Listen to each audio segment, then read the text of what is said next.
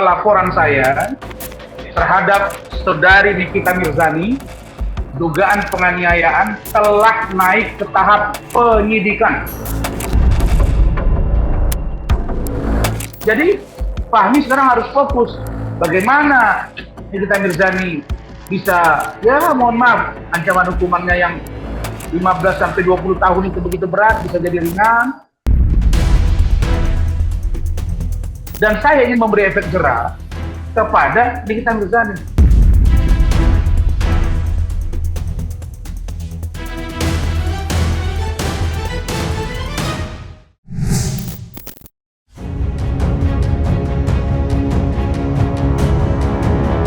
Angan-angan hadirnya pintu kebebasan yang begitu diharapkan Nikita Mirzani nampaknya semakin tertutup rapat dan jauh dari kenyataan.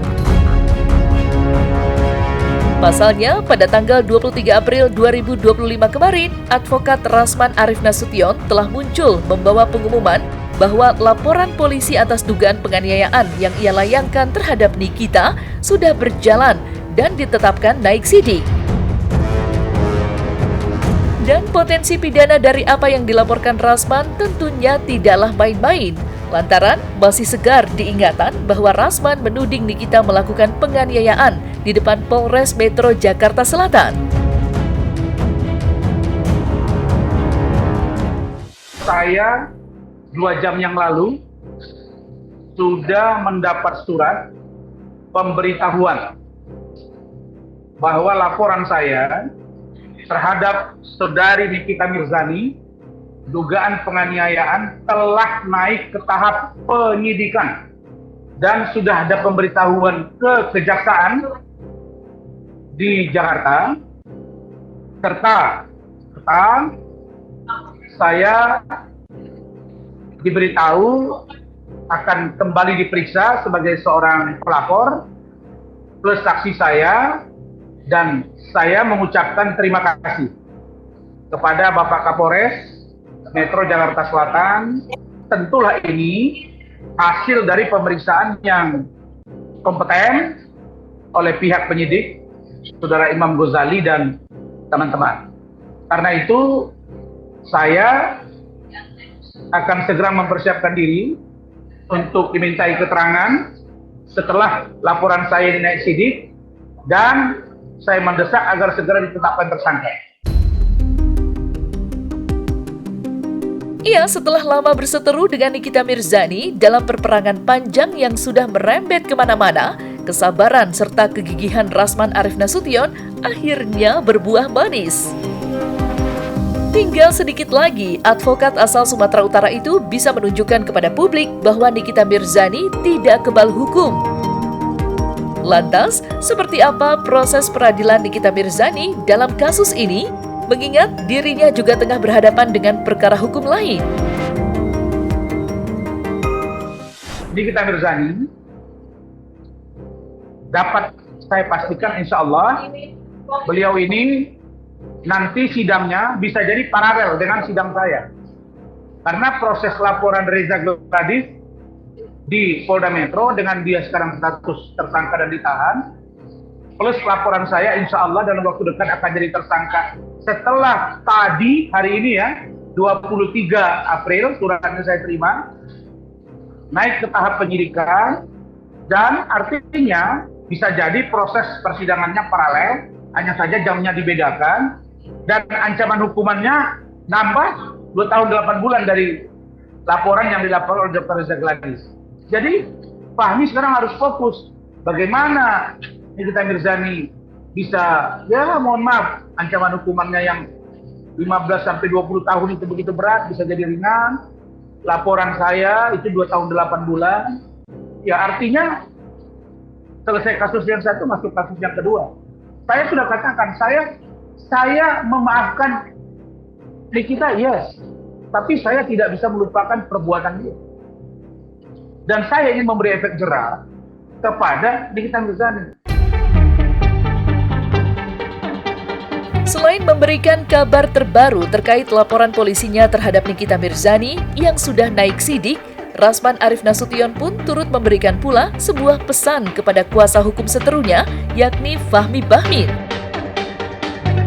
Pasalnya, belum lama ini Fahmi Bahmid sempat membantah kliennya menolak diperiksa pihak kepolisian atas laporan Rasman. Di mana Fahmi juga menegaskan kalau di malam kejadian perkara tersebut, sang klien hanya berupaya untuk membela diri, tidak seperti apa yang disuarakan Rasman selama ini. Lantas seperti apa tanggapan Rasman Arif Nasution?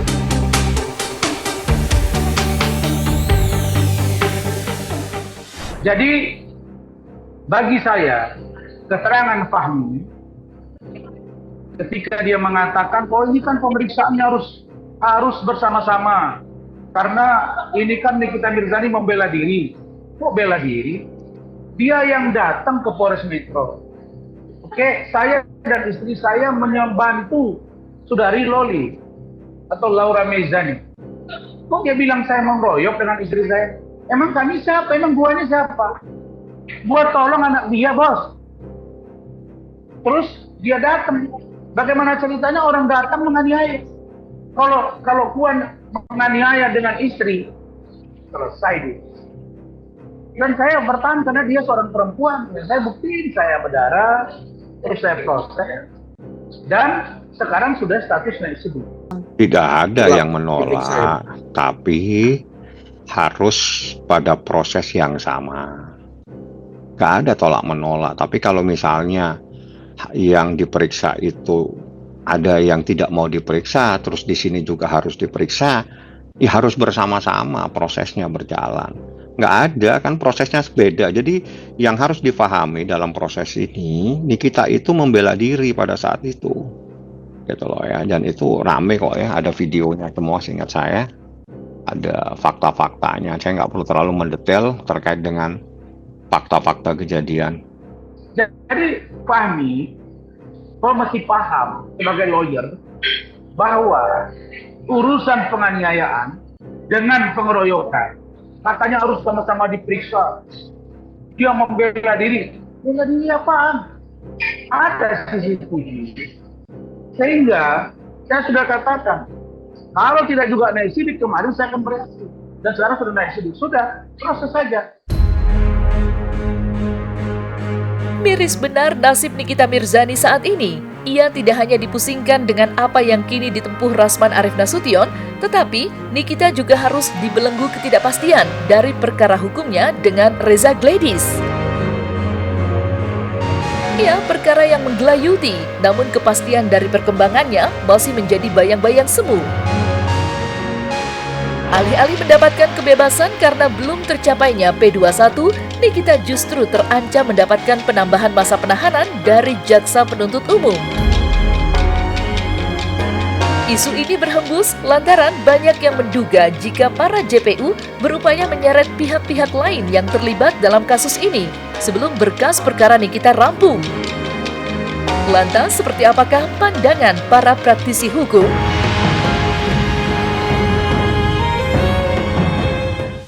Kita sama-sama tahu ya bahwa pasal yang dipersangkakan oleh Nikita Mirzani itu kan ada pasal pemerasan ya, juga dijuntukan tentang tindak pidana pencucian uang atau TPPU. Nah, perlu saya sampaikan bahwa ada pengecualian masa penahanan itu terhadap perkara-perkara tindak pidana khusus gitu. Apalagi melihat ancamannya di atas 9 tahun. Sebagaimana yang diatur dalam pasal 29 KUHP ya, itu secara eksplisit itu dalam pasal 29 ayat 1 dan ayat 3 itu sudah disampaikan bahwa ada pengecualian khusus terkait penahanan, masa penahanan.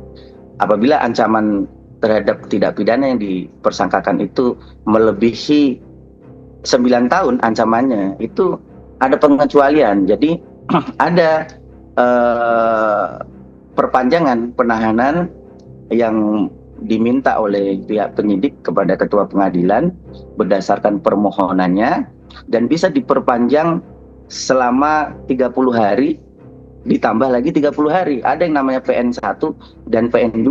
Itu berdasarkan penetapan dari ketua pengadilan setempat. Ketika di wilayah kepolisian belum selesai, kemudian belum dilimpahkan kejaksaan, berpotensi seorang Nikita Mirzani kemudian lepas dari posisi penahanan gitu. Jadi ya enggak, dia harus di P21 ke kejaksaan baru bisa diperpanjang kan. Tapi kalau belum ya mau nggak mau dia harus dilepaskan dulu. Walaupun berkas penyidikan tetap jalan terus, tapi masa penahanannya kemudian ditangguhkan sementara karena waktu masa penahanan sudah habis. Otomatis kalau memang sekarang ditambah 40 hari, saya pikir jaksa akan memperpanjang lagi 40 hari kemudian untuk mungkin dia mencari siapa yang di belakangnya atau siapa lagi yang bisa ditersangkakan dalam perkara NM ini. Artinya untuk di P21 kan mungkin ada pertambahan 40 hari kedua dari jaksa penuntut umum untuk di bagian haknya dari pengadilan. Kalau bukti jaksa merasa bukti itu belum lengkap terus P19 terus pada masanya lewat, ini kita harus dilepas. Kalau misalnya P19 bukti selalu nggak cukup, ini harus dibebaskan. Terlepas dari hal itu, bukan Nikita Mirzani namanya bila tidak mengambil langkah perlawanan terhadap para seterunya yang sudah menyeretnya ke jalur hukum. Pasalnya, melalui sang kuasa hukum, Nikita sudah resmi membuat laporan polisi terhadap sebuah akun media sosial yang diduga menyebarkan potongan rekaman suara berisikan percakapan teleponnya dengan Ataubah Mufid, suami dari Reza Gladys. Menariknya, hingga kini belum terkonfirmasi secara jelas apakah terlapor dalam perkara itu adalah Reza Gladys atau bukan. Lantas, seperti apakah tanggapan kuasa hukum Reza Gladys? Serta sudah sejauh manakah proses laporan tersebut?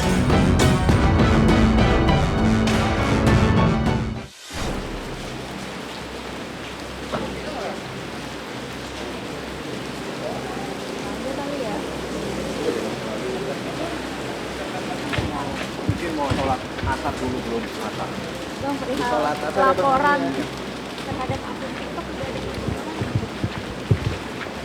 Proses itu nanti aja. berarti belum ada yang dipanggil jadi saksi-saksi, Bang? Baru lapor kemarin. Apa yang sudah kita ketahui tentang laporan polisi ya tertanggal 16 April yang beredar di media sosial yang dilakukan oleh kuasa hukum dengan inisial NM di Polda Metro Jaya, sampai dengan sekarang kami secara resmi ya dari kuasa hukum Dr. Reza Gladys maupun Dr. Mufid belum mendapatkan informasi itu. Tapi kalau kemudian dipertanyakan apakah klien kami dilaporkan atau tidak, ya jelas kami perlu sampaikan bahwa kami belum mengetahuinya. Kalau itu udah jelas kok ya, yang kita laporkan itu yang terpenting itu adalah obyeknya. Obyeknya itu adalah adanya sebuah suara seseorang yang direkam tanpa izin daripada seseorang, dan itu dijadikan bukti dalam sebuah proses. Di dalam penjelasan pasal 31 Undang-Undang ITE, merekam tanpa izin adalah perbuatan pidana. Saya hanya membuat laporan berdasarkan bukti. Jadi bukti itulah, jadi obyeknya itu adalah adanya rekaman terhadap seseorang pada saat berkomunikasi tanpa izin daripada orang tersebut. Tapi kalau kemudian dikaitkan dengan laporan yang dibuat di Polda Metro Jaya terkait ya, persangkaan pasal 31 dan pasal 32 Undang-Undang Nomor 1 Tahun 2024 tentang perubahan kedua Undang-Undang 11 Tahun 2008 tentang ITE, itu sebenarnya tentang barang siapa yang melakukan intersepsi dan penyadapan ya barang siapa yang melakukan intersepsi dan penyadapan itu dapat dipidana seperti itu. Pada intinya seperti itu. Tapi terhadap itu kami ya secara jelas tidak pernah ya, klien kami tidak pernah melakukan intersepsi ataupun penyadapan terhadap informasi atau dokumen elektronik milik orang lain gitu. Jadi kenapa kami harus khawatir gitu ya? Klien kami tidak perlu khawatir terhadap itu. Aksi perlawanan Nikita Mirzani pun tidak berhenti sampai di situ saja. Pasalnya, dalam kasus yang dilaporkan oleh Rasman Arif Nasution, Nikita Mirzani sudah pula mengambil langkah hukum. Ya, di waktu yang hampir bersamaan dengan Rasman, Nikita pun sudah membuat laporan polisi atas dugaan pengeroyokan. Sayangnya, Rasman yang sudah menjalani pemeriksaan menjelaskan jika laporan itu diduga sudah gugur lantaran tidak terbukti kebenarannya. Apalagi pemeriksaan atas Rasman dan sang istri hanya berjalan kurang lebih 15 menit saja.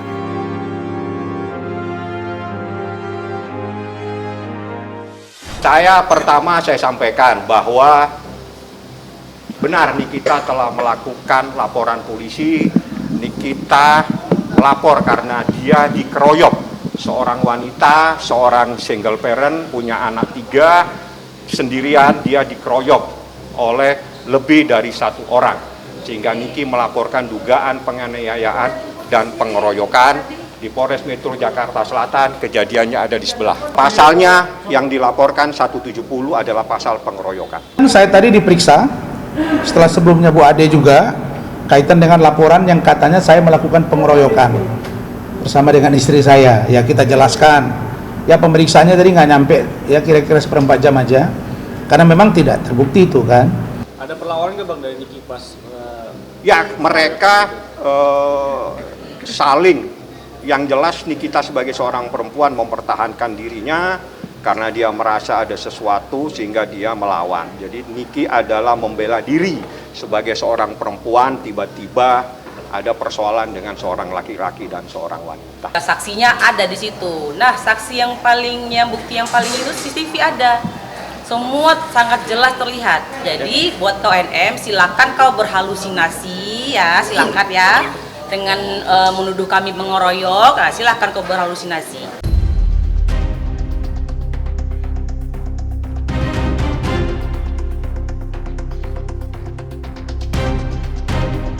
Nah, selesai sudah Cumi Lovers. Jangan lupa untuk like, subscribe, dan juga share channel YouTube Cumi Cumi.